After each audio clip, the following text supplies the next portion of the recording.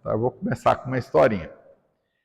Na Índia milenar, né, naqueles tempos antigos, nos tempos pretéritos, havia um monge hindu, um monge indiano, né, e que era chamado de Surek. E o Surek era um homem que vivia de maneira absolutamente espartana, né? Como é que era isso? Ele vivia numa gruta próximo de uma vila. Nessa gruta, o pessoal deixava comida para ele. Ele não tinha nada, não tinha uma árvore plantada, não tinha nada. Deixava uma comidinha para ele, umas frutas. Ele comia frugalmente, né? Não comia carne.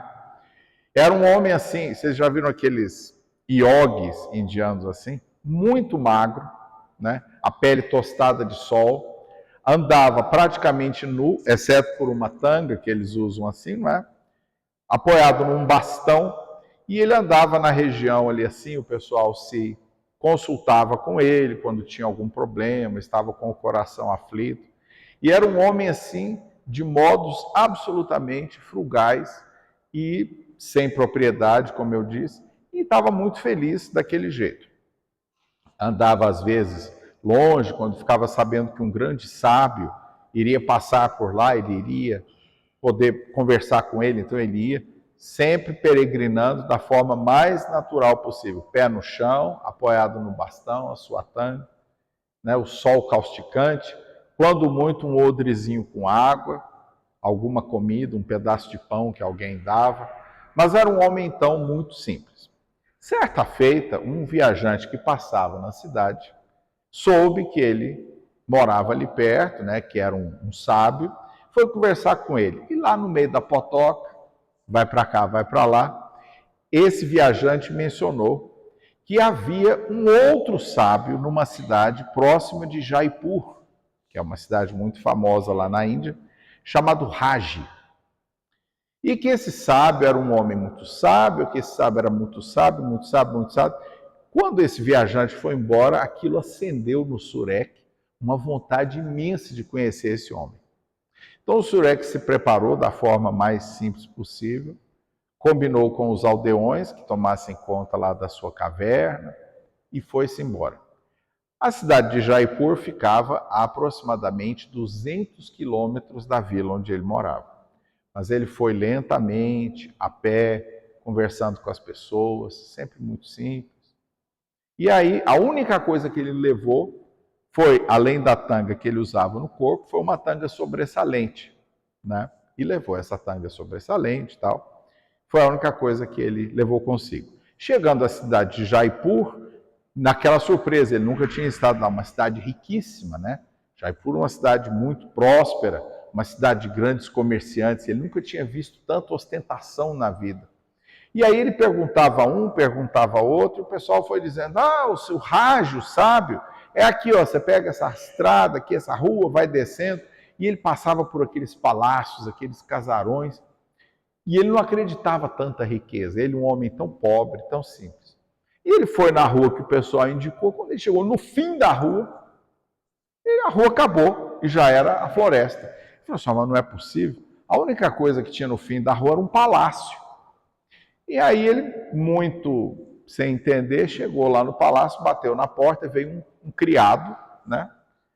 Veio um criado e abriu e disse assim, o senhor me desculpe, eu estou procurando o grande sábio Raji. Aí o criado disse, mas seja bem-vindo, meu irmão, ele mora aqui no palácio. E abriu aquelas portas magníficas, né? E convidou o Surek para entrar naquele palácio. O Surek não acreditou, falou, não, está tendo algum engano. Eu estou procurando um sábio, um homem que atingiu o ponto máximo da sabedoria. Ele mora onde? Ele falou, não, é aqui no palácio. Esse é o palácio dele, ele mora aqui. Aí o Surek não aguentou. Falou, não é possível.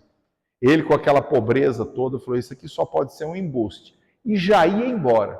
No que ele ia embora, aparece um senhor, meio gordito, com uma roupa muito bonita, detalhes dourados, e diz, meu irmão, seja bem-vindo ao nosso templo de sabedoria.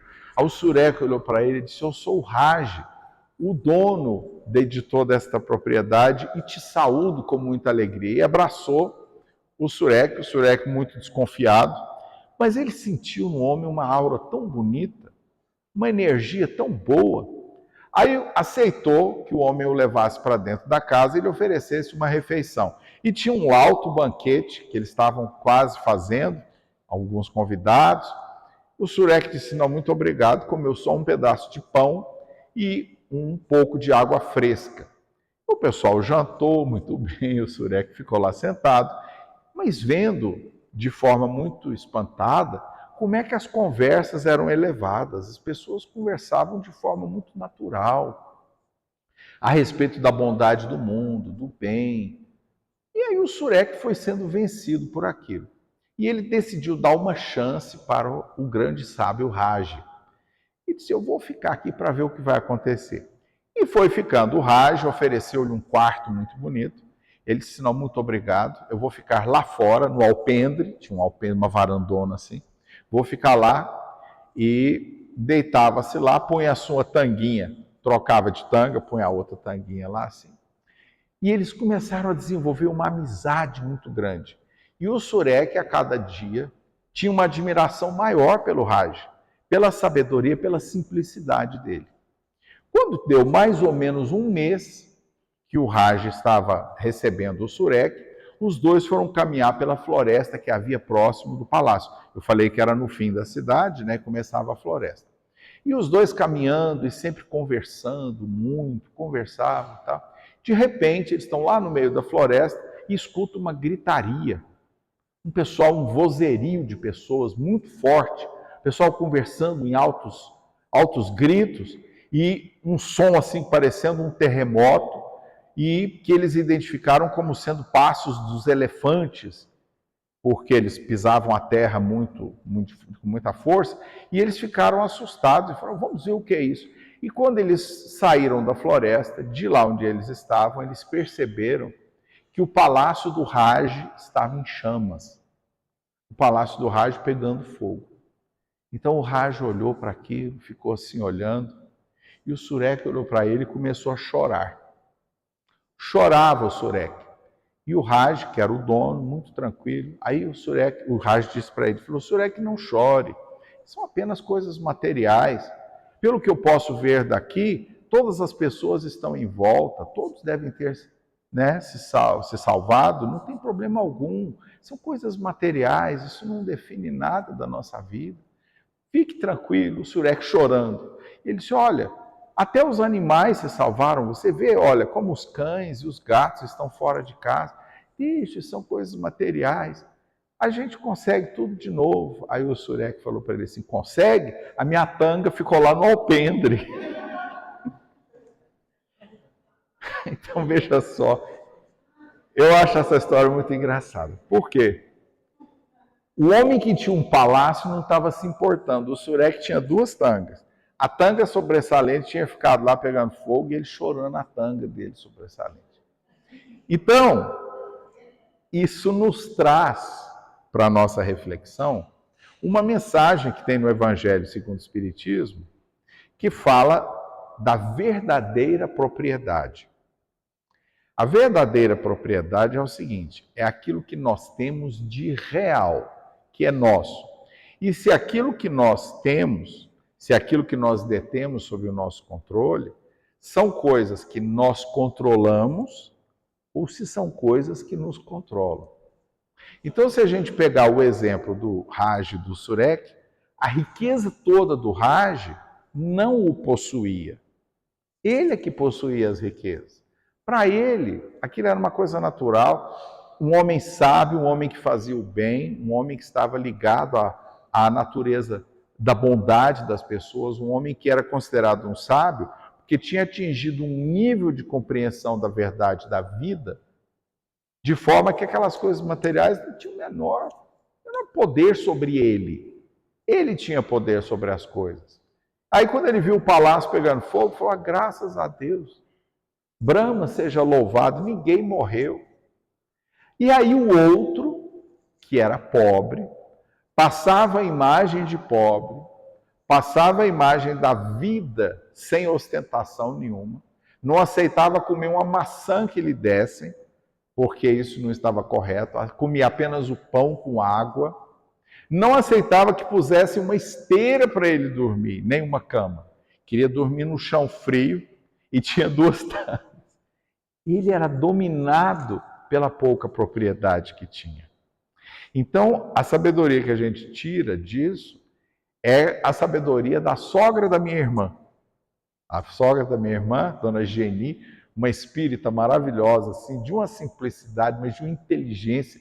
E ela falava assim: meu filho, pobreza não é virtude, riqueza não é defeito. E eu nunca vi nada tão certo na minha vida. Porque as pessoas, nós, às vezes queremos passar uma imagem que não condiz com a imagem interior que nós temos. Aquela imagem que é aquilo que nós somos na nossa realidade, que nós possuímos no interior. Então a imagem que a gente quer passar é do irmão espírita, chega na casa espírita e abraça o irmão espírita. Ó, irmão espírita. O irmão espírita não pode virar as costas, mas desce a lenha no irmão espírita de um jeito. A hora que o irmão espírita afasta, vem outro e fala assim: você viu? Olha só, patati, patatá, e já começa a falar do irmão espírita. Você viu o irmão espírita? Trocou de carro. Olha só, porque a pessoa às vezes dirige um carro que não é lá muito novo, e só porque o outro trocou de carro. Então a gente quer passar uma imagem de despojamento. Ah, eu sou muito despojado. Eu não ligo para essas coisas. Liga, claro que liga.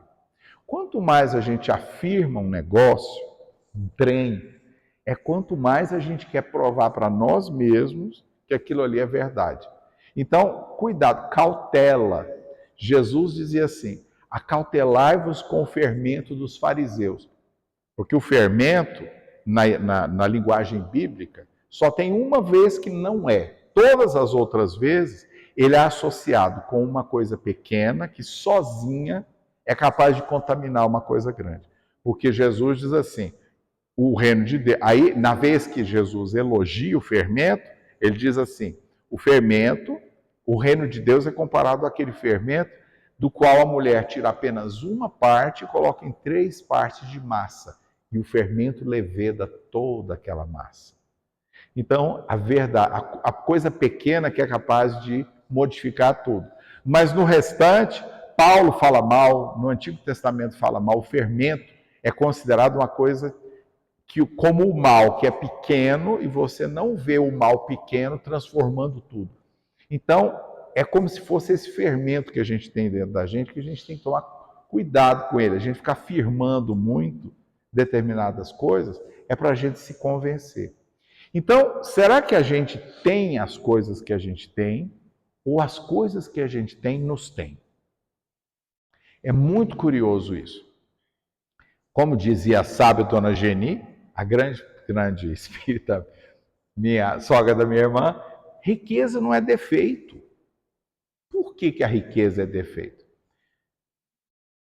Sem ser capitalista, no sentido maligno do termo, mas vejamos bem. Eu vou falar do Elon Musk. Olha só, vou usar na Casa Espírita, a gente fala de coisas contemporâneas também. O Elon Musk, por exemplo.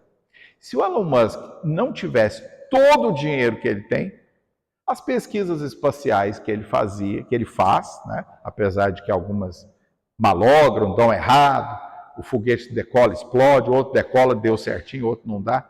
Mas todas as pesquisas que ele faz, que são para o desenvolvimento da humanidade, o desenvolvimento científico, essas pesquisas não seriam possíveis.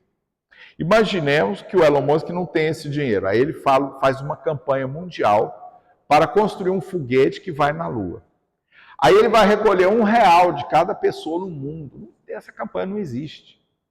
Então é necessário que em circunstâncias que não sejam desonestas, que não sejam circunstâncias que ocorram em detrimento daquilo que acontece com o outro. Circunstâncias que, para acontecerem, gerem a miséria do outro, gerem a fome, a falta de saúde, a falta de educação básica. Em circunstâncias naturais, em que houve o trabalho, houve um investimento, houve uma construção Esse capital é importante porque os grandes projetos dependem dos grandes capitais.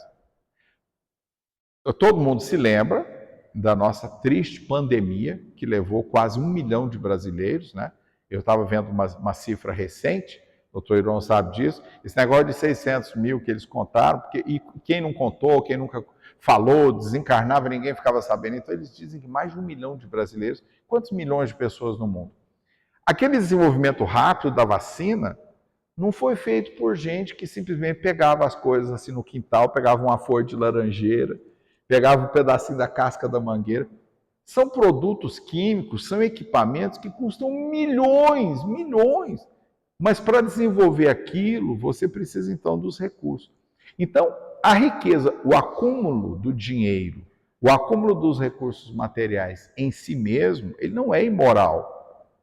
Porque para os grandes projetos é necessário que haja isso. O que acontece é que para se construir esse acúmulo, para que ele aconteça, muitas das vezes a gente faz isso em detrimento do outro.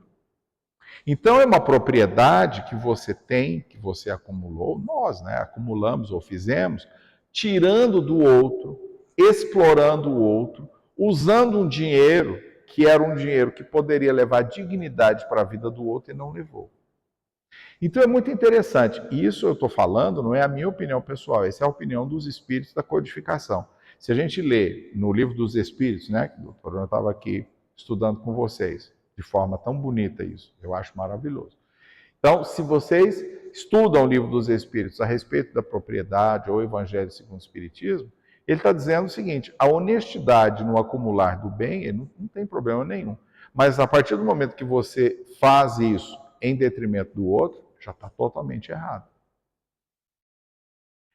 É muito interessante uma crônica, um conto crônica, né, do Humberto de Campos, que tem no livro, que agora eu vou me esquecer, eu acho que é A Estante da Vida. É um dos livros do Humberto de Campos.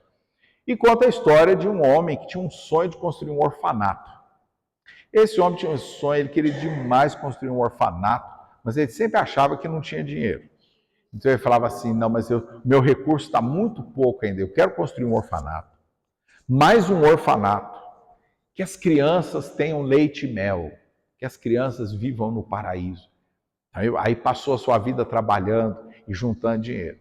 Mas sempre achava pouco, mas está muito pouco. Não, isso aqui não dá para nada. E continuou. Um dia que ele achou que já tinha todos os recursos, né? Encomendou o projeto, o arquiteto fez, o engenheiro calculou, foi uma beleza.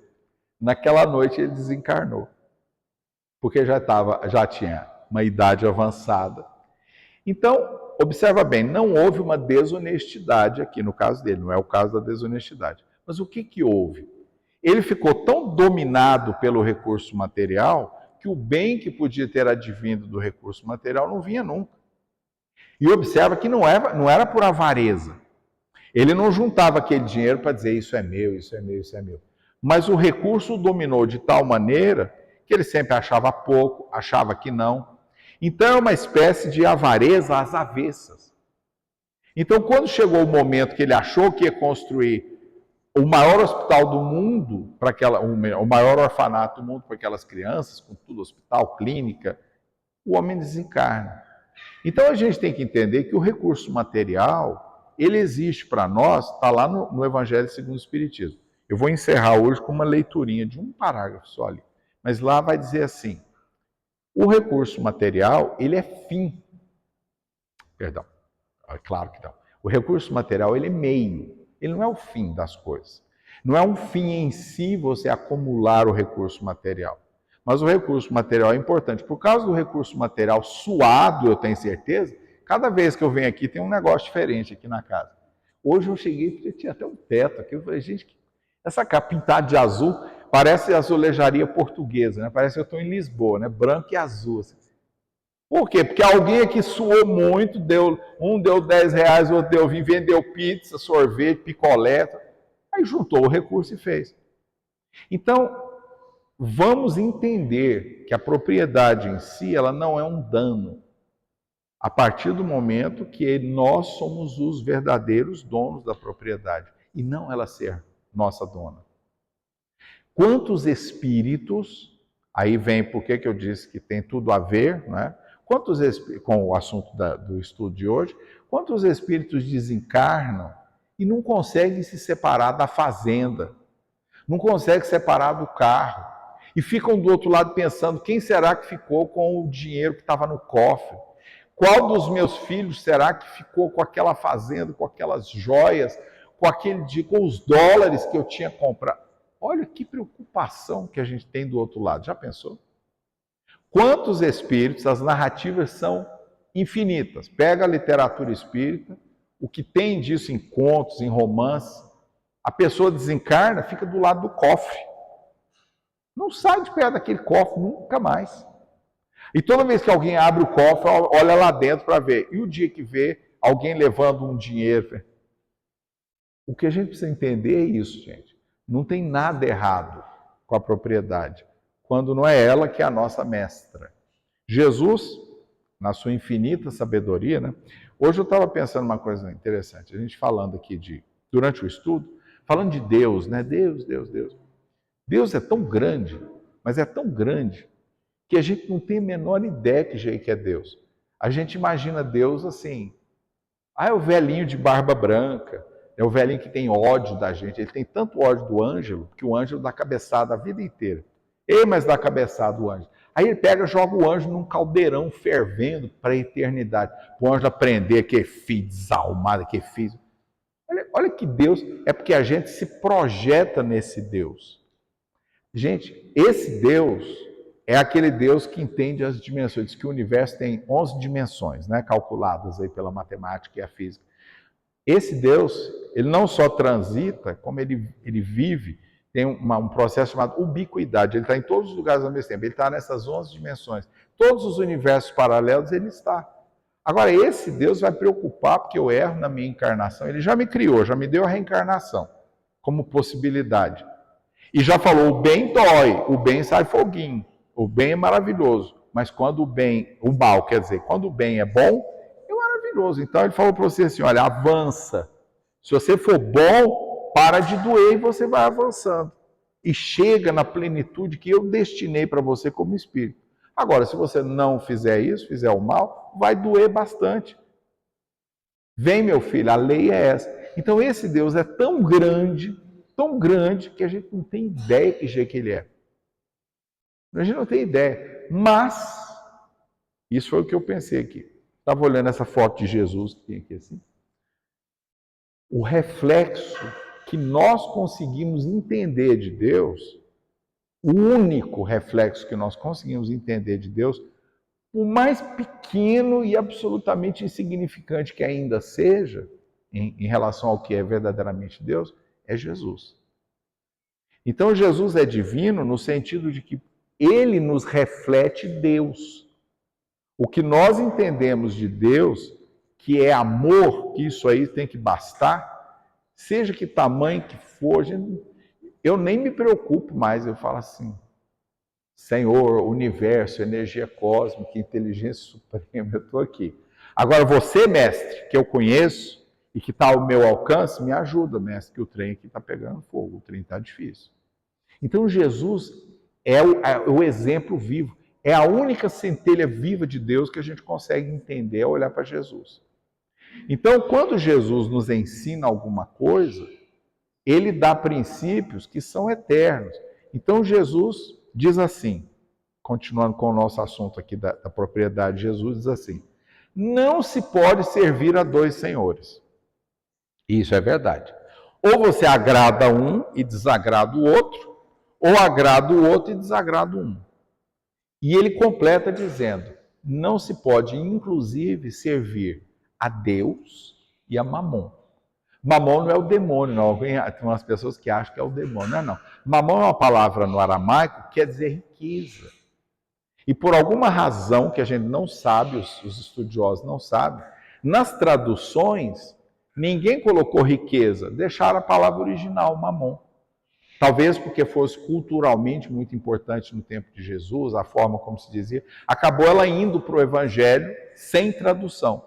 Então o evangelho passou pelo grego, pelo latim, mas a palavra mamon continuou. Então mamon é a riqueza. Não se pode servir a Deus e a riqueza. Por quê? Existe um antagonismo entre a forma como a gente vê a riqueza de forma avarenta e a forma como Deus, sendo espelhado por Jesus, fala assim: larga disso, deixa essas coisas e me segue. Larga essas coisas materiais, isso não te leva em lugar nenhum. Tá bom, vai dar o conforto, mas esse conforto, você tem o pensamento de bondade de compartilhar com o outro, ou você quer o conforto só para você? Aí a pessoa diz assim: não, toda a minha família usufrui da minha riqueza. Claro, os seus, né? Aí Jesus diz assim, a respeito dessa questão de você ajudar só os seus, Jesus fala assim: os fariseus não fazem a mesma coisa? Então, que diferença tem vocês dos fariseus? Que o fariseu tem dinheiro, que era uma casta sacerdotal, né, dos judeus, e eles tinham dinheiro, eles eram ricos, né? E eles ajudavam a todo mundo que era da família. Ai de quem não fosse da família. Sai para lá, já saía esfregando a pessoa para longe. Então Jesus fala: é impossível servir a Deus no sentido da bondade, no sentido do desprendimento, da verdadeira propriedade, e servir a Mamon não tem jeito. Agora, quando o Mamon nos serve, é outra coisa. Você não pode servir a riqueza. Mas quando a riqueza te serve, você junta, você distribui, você ganha mais e compartilha, você ajuda a creche, você ajuda a casa espírita, você dá anonimamente para alguém no trabalho. Você faz tudo que a riqueza permite que você faça. Você continua rico? Continua. Você precisa dar tudo? Não. Jesus deu tudo, a ponto de que ele é o governador espiritual da terra, com toda aquela luz, abriu mão daquilo tudo. Já pensou onde mora Jesus? Eu não sei onde mora Jesus, não tenho ideia. Mas já pensou onde mora Jesus? Assim, a luz que deve ser, aquela coisa linda, ele saiu de lá e veio pisar no chão. O pé de Jesus, eu falo isso muito em palestra, o pé de Jesus não tinha podólogo que dava conta do pé de Jesus. Não tinha não, porque já pensou andar naquelas pedras, porque o deserto do Oriente Médio é um deserto pedregoso. A sandália não dura uma semana, você põe uma sandália no pé, aí Jesus está andando assim, uma sandália que aí Jesus anda assim, andando mancando, porque tem que chegar em Betânia, porque Lázaro desencarnou. Ou ele tem que chegar em Jericó, porque o cego de Jericó está esperando lá na ponte, para perguntar para ele assim: Senhor, me ajuda? E ele responder assim: o que queres que eu te faça? Ele quer curar os 9 leprosos, os 10 leprosos que está lá em Lucas. Então ele tem que ir pisando naquilo, chegar lá e curar os 10 leprosos, porque os 10 leprosos, 9 vão sair correndo. Um vai voltar e se atirar nos pés de Jesus, que podólogo nenhum dá jeito. Beijar o pé de Jesus e dizer: muito obrigado, Senhor. Glória seja ao nosso Pai. E Jesus fala assim: cadê os outros? Ele fala: Senhor, dos outros eu não sei, eu sei de mim. Aí Jesus fala para ele assim: então vem, vai, porque hoje está salvo. Todos foram curados, os 10 leprosos, mas só um foi salvo. Então o pé de Jesus não tinha jeito. Aí Jesus largou aquilo tudo, aquela luz, o posto de espírito crístico, a paz, o contato com Deus das 11 dimensões, dos multiversos. Ele largou aquilo tudo e veio andar com a gente aqui assim. E ser crucificado. Não para fazer uma barganha com Deus. O Deus das 11 dimensões, dos multiversos, Marvel. O Deus incompreensivelmente espetacular, que a gente não tem ideia, mas que Jesus é o reflexo. Esse Deus não ia falar: Jesus, você vai lá, morre por ele, se você morrer eu perdoo a terra inteira. Onde que já se viu um negócio desse? Então Jesus largou aquilo tudo e veio cá. É desprendimento. É desprendimento. Amor. Aí as pessoas dizem assim, tinha umas teorias, logo depois que Jesus desencarnou, nos 300 primeiros anos, Não é nem 3 nem 30, são 3 séculos, é muita coisa. O cristianismo estava em efervescência, tinha muita gente que tinha umas teorias doidas. Então eles dizem assim, não, Jesus não tinha corpo físico. Jesus era só um espírito materializado. Era uma teoria chamada docetismo. E essa teoria foi revivida no século XIX por um cara chamado Jean-Baptiste Rustin, que coordenou um esforço lá dito espírita, que escreveu os 4 evangelhos, no que fala que Jesus era só um espírito desse. E o pessoal que é kardecista, que está lá na nossa vivência de Kardec, com a verdade da doutrina espírita, damos crédito. Eu não dou, mas tem gente que dá crédito para essas coisas. Então o docetismo dizia o seguinte, a crucificação foi uma farsa. Uma farsa, Jesus fingiu que estava doendo, só para as pessoas. Vamos cair na real. Para Jesus ter honra e dignidade, para que tudo aquilo que ele falou fosse considerado, ele não podia estar fingindo aquilo tudo. Então Jesus é carne. Então ele largou aquilo tudo, gente, tudo. Porque nada daquilo ele possuía. Porque Jesus podia olhar lá de cima, olhar para o Ângelo lá embaixo e falar assim, que eu vou lá embaixo andar naquele sol escaldante, rachar o calcanhar, ter minhas unhas tudo rebentado, eu vou lá embaixo salvar aquele anjo. Deixa o anjo lá assim. Ele já aprendeu demais com a doutrina espírita. Eu vou lá fazer o quê? Não. Todo dia eu estou lá em casa fazendo os trem errados e Jesus vem assim, para com isso, olha só, porque ele se importa, porque a posição que ele ganhou não é o que o comanda é o amor que ele tem dentro. Então a verdadeira propriedade é aquilo que é imaterial, é que é nosso de verdade. Não são as coisas que nós... O meu carro está ali fora. Quando eu sair, ele pode não estar mais lá fora. Levaram o meu carro, inclusive com um monte de livro que tem lá dentro. Você já pensou? Aí eu vou chorar igual o Surek, porque os livros eu vou chorar, o carro não. Mas os livros eu vou chorar, porque cadê meus livros, entendeu? Então, a gente tem que entender que a gente está aqui nessa terra é para levar só o que a gente cultivar por dentro. A dona Geni, a grande sábia, também dizia assim, mortalha não tem bolso e caixão não tem gaveta. Não tem. Tem uma historinha, essa é engraçada, de um turco, né? O pessoal fala dos turcos, né? Que não tem nada a ver, turco é mais para grego, né? Um árabe lá, um judeu, eles falam, um homem muito rico, disse que queria ser enterrado com a sua riqueza. Então ele deitou no caixão, converteram toda a sua riqueza em moedas de ouro e encheram de moedas de ouro assim, né? Aí o povo chorando, e olhando aquele ouro. Aí chegou um cara lá com um sacão assim e começou a jogar aquilo tudo para dentro assim, né? E o pessoal olhando aquilo assim, não, pode deixar. A hora que o saco tinha tirado tudo, ele amarrou o saco, tirou um cheque e colocou dentro do caixão e levou aquele dinheiro todo. Qual que é a diferença daquele ouro do cheque que o homem fez? Não tem diferença. Não tem diferença. Então, a gente só leva o que tem dentro da gente. Eu vou encerrar, então,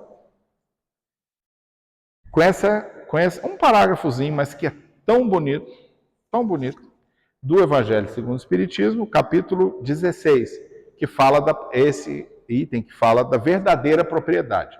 Vocês podem chegar em casa, olhar lá no índice verdadeira propriedade.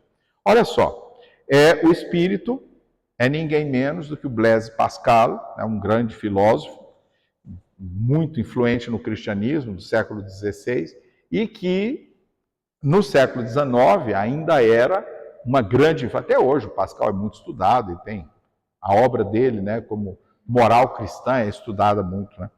Então o Pascal deixa essa mensagem lá em Genebra, em 1860, e Kardec colocou aqui. Então Pascal diz assim, o homem não possui de seu, senão o que pode levar desse mundo.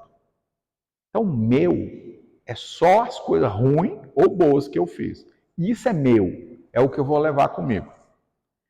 O que encontra ao chegar e o que deixa ao partir simplesmente goza durante a sua permanência na terra. Então a gente chega, tem berço, tem mamadeira, o pai da gente tem condição de dar as vacinas certinho.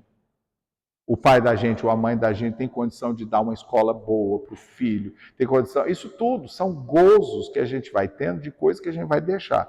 Então, o que a gente encontra ao chegar e o que deixa para trás ao partir, isso a gente só goza aqui, né? Mas, uma vez que é forçado a abandonar tudo, dele não tem senão o gozo e não a posse real. Então, a gente não é dono nem do corpo. O meu corpo. Aí faz, eu não sei se vocês viram um filme, estranhíssimo, eu tive que ver porque eu gosto muito de filme, chama-se A Substância, que é o filme da Demi Moore, né, que ela perdeu o Oscar para aquela mocinha lá. Eu nem importava que não desse para Fernanda, eu já achei tão bom o nosso filme ser o melhor estrangeiro, que eu acho até muito mais importante que o Oscar de melhor atriz. Mas aquela mocinha, a Demi Moore, está fantástica nesse filme. É um filme doido, viu? Esse é A Substância. Mas o princípio do filme é seríssimo.